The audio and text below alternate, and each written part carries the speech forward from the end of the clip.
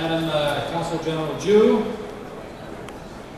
distinguished guests all, ladies and gentlemen, friends.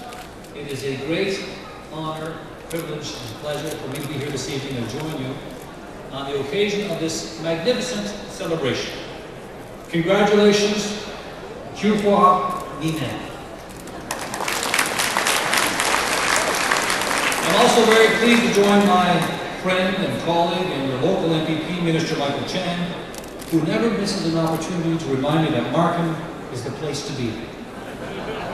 As some of you may know, I grew up in a family of 10 children, so I haven't seen this many people in one place since Christmas. Many of you may know that back in 1973, China sent 9 students to study in Canada. Madam Ju just told us that this year there are close to 50,000. In 1973, they sent 9.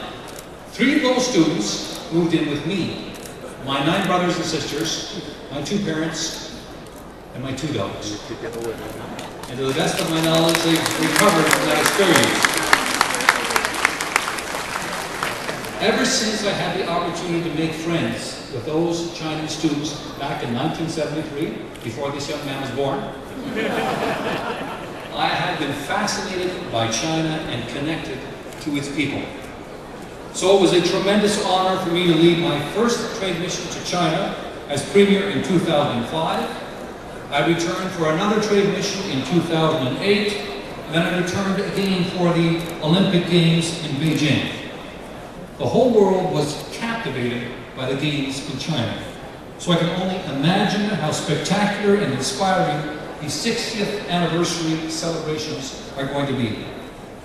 Anyone who's been watching China over the years knows that when China sets out to achieve great things, it's only a matter of time. And often, it doesn't take much time at all. Since free market reforms in 1978, China's GDP has grown on average a spectacular 9.9% a year. And China is now the 3rd largest economy in the world with a GDP of over $4.4 trillion. That doesn't happen just by luck.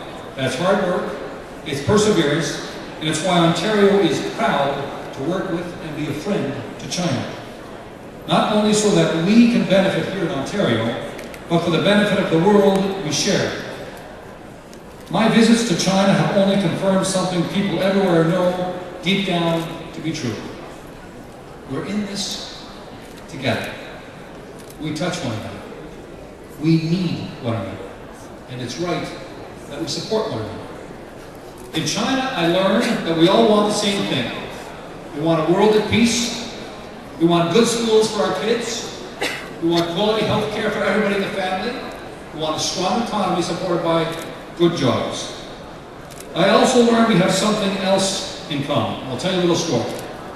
I was traveling on the main boulevard in Beijing. I was together with 5 other Canadian premiers. On the right-hand side was the Egg, a beautiful new opera house. Then Tiananmen Square. On the left-hand side was the Forbidden City. So I was surrounded by Chinese culture, both ancient and modern.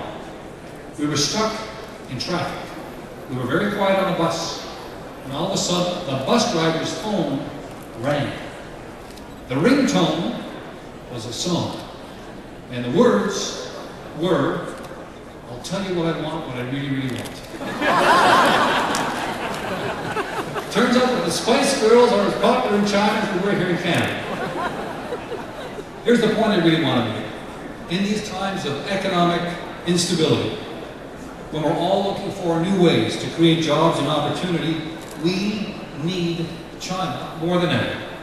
Our world needs a strong, competitive China. Our world needs an innovative, creative China. Our world needs a future-oriented and far-sighted China, because China is an absolutely indispensable part, a strong part of the foundation on which to build a better world. You know, 60 years ago, our province was home to just over 6,000 Chinese Ontarians. Today, it's more than 600,000. It is simply impossible for me to imagine Ontario without China.